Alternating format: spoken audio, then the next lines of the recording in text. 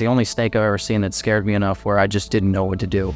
Okay, so on the table behind us is a 19-foot Burmese python that was found in the Big Cypress National Park. It's the longest snake that's ever been recorded in Florida, possibly the longest Burmese python on record.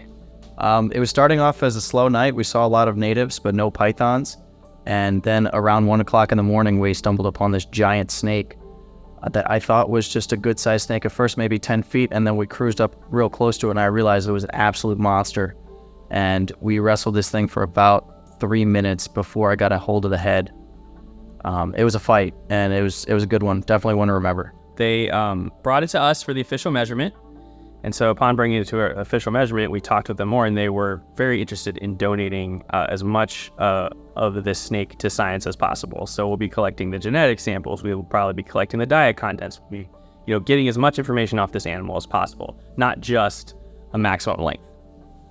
It's pretty terrifying to know that these animals are so destructive in our ecosystem, but knowing that we can go out there and take care of monsters like this and get them out of the Everglades is something that makes you feel good.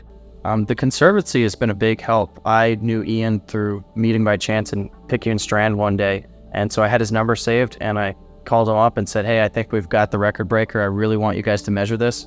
And the Conservancy has been nothing but helpful to me and Steve in getting this big snake measured and getting it recorded.